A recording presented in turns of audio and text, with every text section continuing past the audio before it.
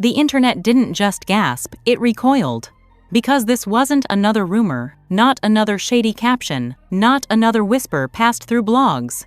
This was paperwork. This was alleged DNA reports. And the name attached to the leak sent shockwaves through every corner of Black celebrity culture. Brat. One unexpected post, one explosive implication. And suddenly, the Braxton family, already reeling, was thrown into a level of chaos nobody saw coming. People froze because this crossed a line that even the messiest celebrity scandals usually avoid. Medical information, genetic data, private records that are supposed to stay locked away forever. And yet, according to what's blowing up online, something allegedly surfaced that was never meant to see daylight. Not through court filings, not through official statements, but through a leak that immediately raised terrifying questions.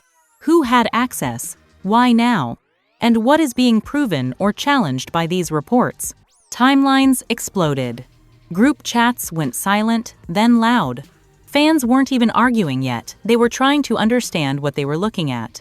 Because once DNA enters the conversation, this stops being gossip and starts becoming a potential legal and ethical nightmare. People began asking whether this was an attempt to clarify something or control something, whether this was meant to protect someone or expose them. What makes this moment even more disturbing is the timing. The Braxton family has already been navigating allegations, divorce filings, and public trauma. And now, with DNA reports allegedly floating into the public sphere, the situation feels less like a scandal and more like a family emergency unfolding in front of millions. No confirmations, no official explanations, just shock, confusion, and a growing sense that something deeply private has been dragged into public view. And if these reports are real, the fallout won't just be emotional. It could be irreversible. Because once DNA is leaked, there is no undo button. The moment this claim surfaced, the conversation didn't explode, it locked up. Because this wasn't a messy caption or a heated live. This was something far more sensitive being alleged. Private DNA information connected to Ashley Braxton, suddenly circulating online, with Brat's name pulled into the narrative. And before anything else can be said, one thing has to be clear. There is no verified confirmation that authentic DNA reports exist, that they are real, or that they were leaked by anyone. What exists right now is confusion, shock, and a rapidly spreading claim that immediately raised ethical and legal red flags. That distinction matters. Because DNA data is among the most protected forms of personal information there is. Even in high-profile legal cases, genetic reports are sealed, restricted, and handled under extreme confidentiality. So, when the internet began buzzing with claims that such documents were being shared, let alone leaked, the reaction wasn't curiosity, it was alarm. People weren't asking, "What does it say?" They were asking, "How could this even happen?" Brat's name entering the conversation is what escalated everything into chaos. Not because of anything confirmed, but because of proximity and perception. Brat is not a random internet personality. She's a long-standing public figure with deep connections in Black entertainment and proximity to multiple families and circles. When her name was mentioned alongside alleged DNA material, the internet immediately jumped to conclusions, and that leap is exactly where danger begins. Within minutes, timelines were flooded with screenshots, speculation, and half-formed narratives. Some people claimed to have seen documents. Others claimed the documents were fake. Others said the information was being misrepresented entirely. And amid all of that noise, one reality became obvious. No one actually knew what was real, but the damage of the claim itself had already begun. The Braxton family, already navigating an extremely serious and painful situation, suddenly found themselves pulled into an even darker territory, one involving alleged violations of medical privacy. And unlike gossip, this kind of allegation doesn't just hurt reputations. It can carry legal consequences, re-traumatize individuals, and permanently alter how a family functions in public and private spaces. What made this moment particularly disturbing was how fast it spread without context. No official source, no legal confirmation, no statements from attorneys. Just reposts, captions, and commentary racing ahead of facts. And in cases involving genetic data, That recklessness is not just irresponsible, it's dangerous. Even falsely claiming that DNA reports exist can cause harm because it invites invasive scrutiny into someone's body, identity, and history. Ashley Braxton, the person allegedly connected to these reports, did not confirm anything publicly, and that silence was appropriate. If DNA data were involved in any legitimate process, it would be handled through legal channels, not social media. Silence in this context does not suggest avoidance. It suggests gravity and protection. What also became clear very quickly is that even discussing alleged DNA information publicly crosses ethical boundaries. DNA is not just another document. It contains intimate biological information that belongs solely to the individual.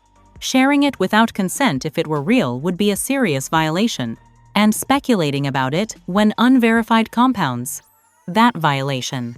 As the dust settled slightly, more responsible voices began urging caution. Many reminded others that not everything circulating online is authentic, that fake documents are easily created, that screenshots can be altered, that dragging real people into unverified claims about genetic data is not exposing truth, it's potentially manufacturing harm. And that message mattered, because it slowed the rush just enough for some people to reconsider what they were amplifying.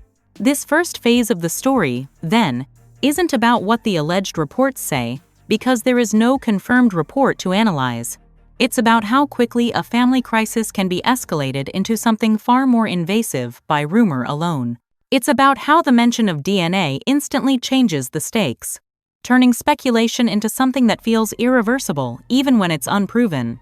And it's about responsibility.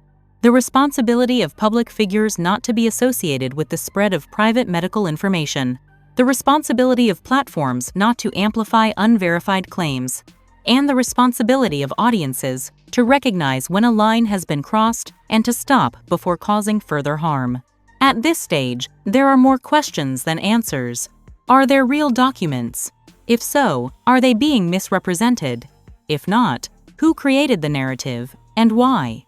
And most importantly, how does a family already under immense strain protect itself from additional damage caused by rumor and speculation? What's clear is this. This is not a moment for conclusions. It's a moment for caution. Allegations involving DNA and medical records require the highest level of scrutiny and restraint. Anything less risks turning a serious family crisis into a public violation that can't be undone. This chapter doesn't end with proof. It ends with a warning that when private biology becomes public rumor, everyone loses. And whatever the truth may eventually be, it will not be found in leaked screenshots or viral captions. It will be handled where it belongs, quietly, legally, and with care. As the second phase of this situation unfolded, the focus shifted sharply away from what people thought they saw and toward how dangerous the claim itself was.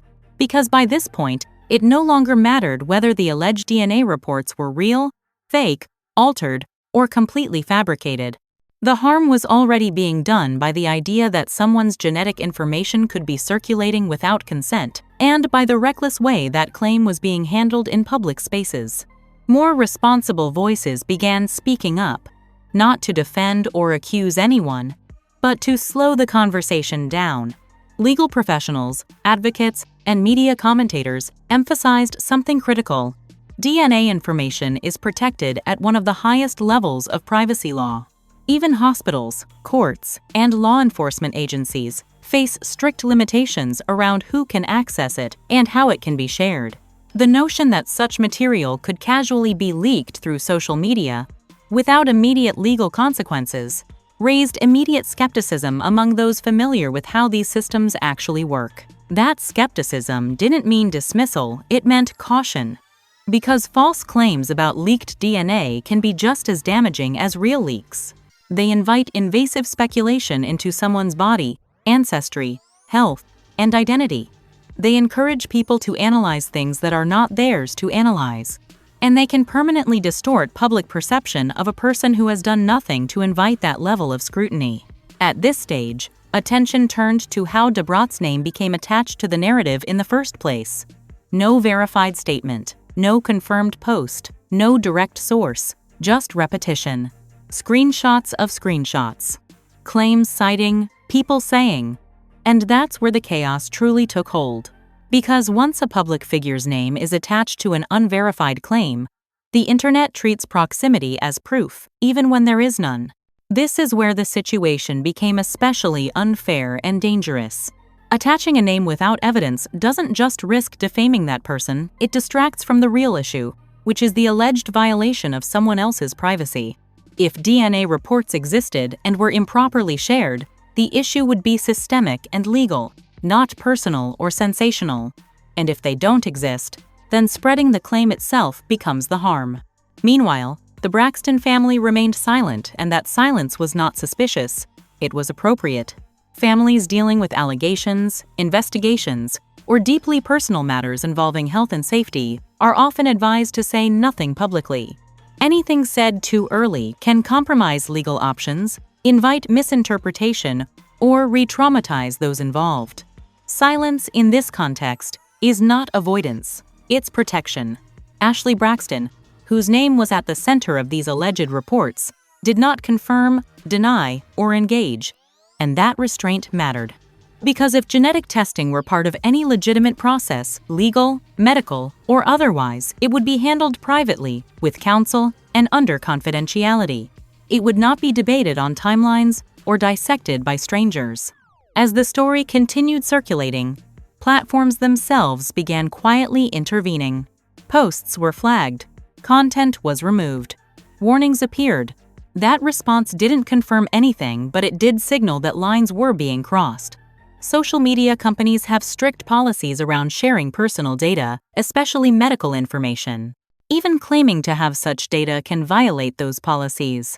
And the increased moderation reinforced what many had already begun to realize. This conversation was going somewhere it shouldn't. What also emerged during this phase was a broader discussion about how quickly people forget boundaries when celebrity names are involved. There is a dangerous tendency to treat famous families as public property as if their bodies, records, and private pain are fair game for speculation. This moment exposed how harmful that mindset can be. DNA is not gossip, medical records are not receipts, and family crises are not content. Importantly, several commentators urged people to consider the long-term consequences of amplifying unverified claims like this. Even if later proven false, the association lingers. Search results don't forget, rumors don't fully disappear, and for the individuals involved, the damage to trust, safety, and mental health can be lasting.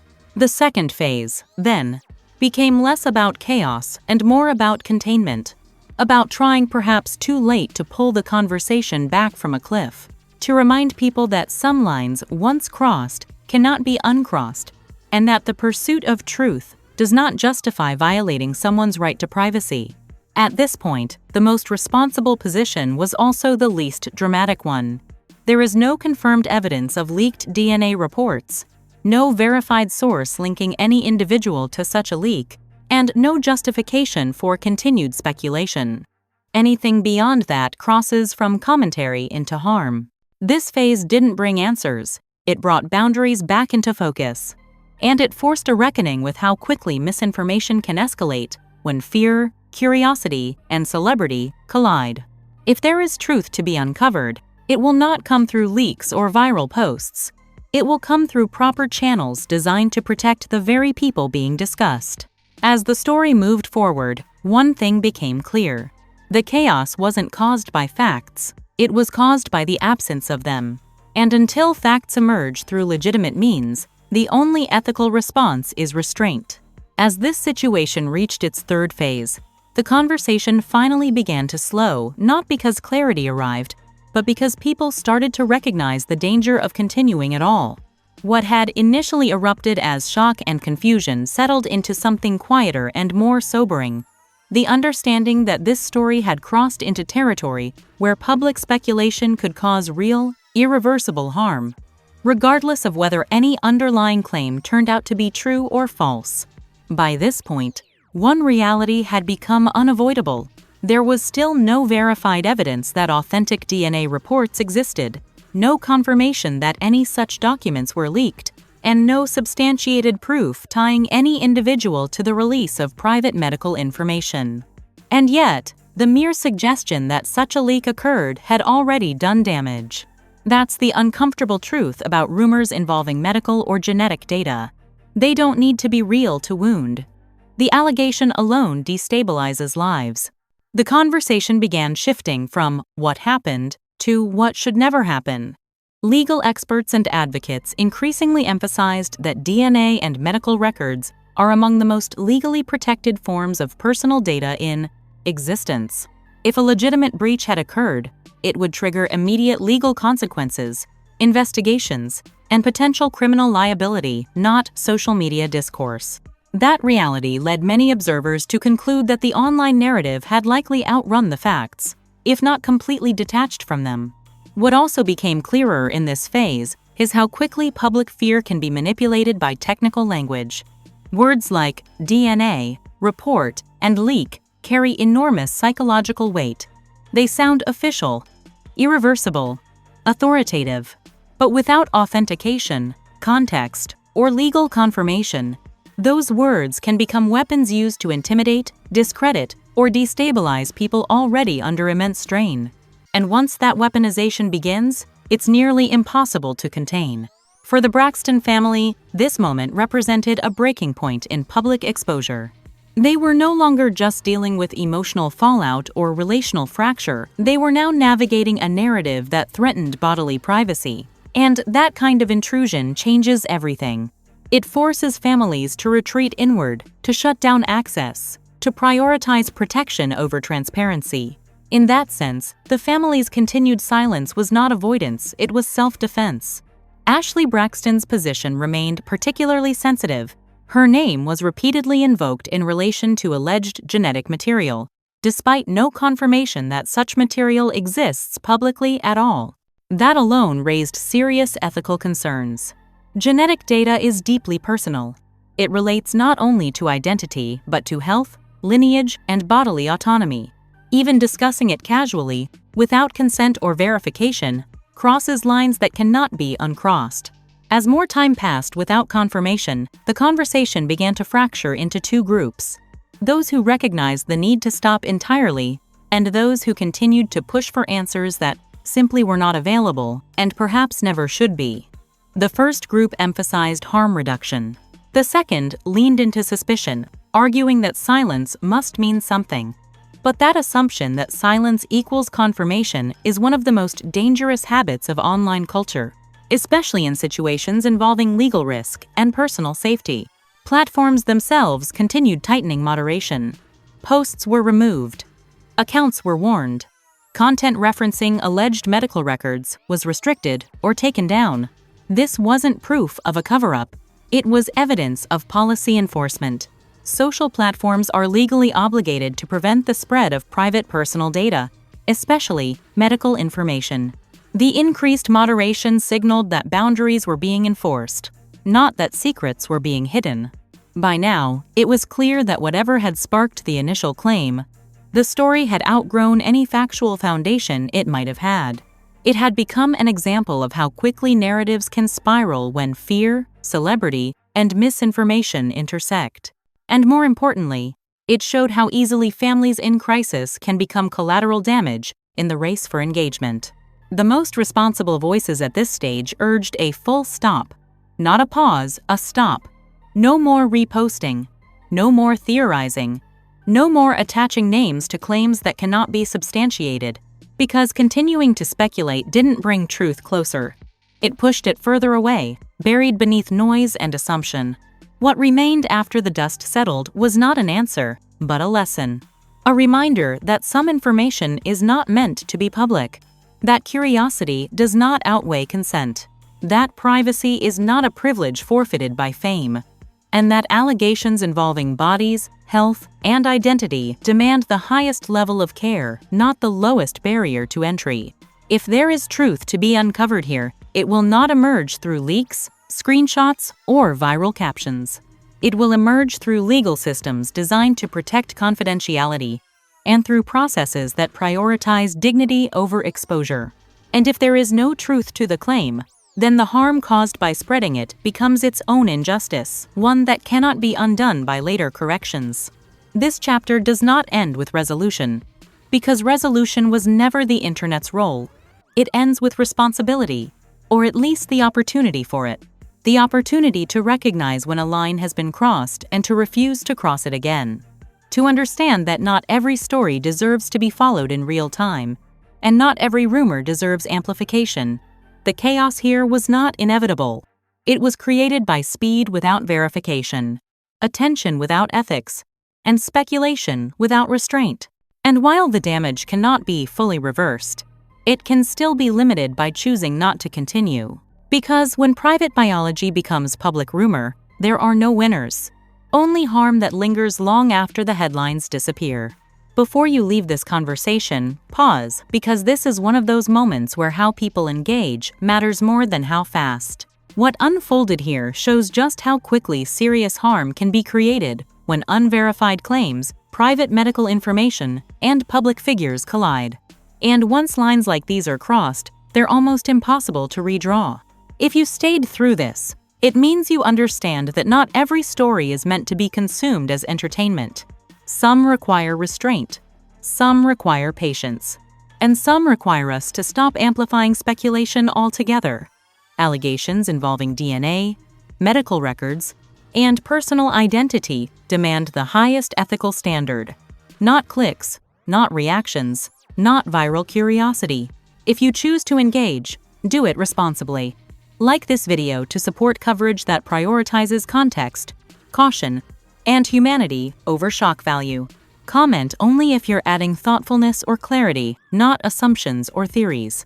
And subscribe if you value updates that wait for verified information instead of feeding rumor cycles.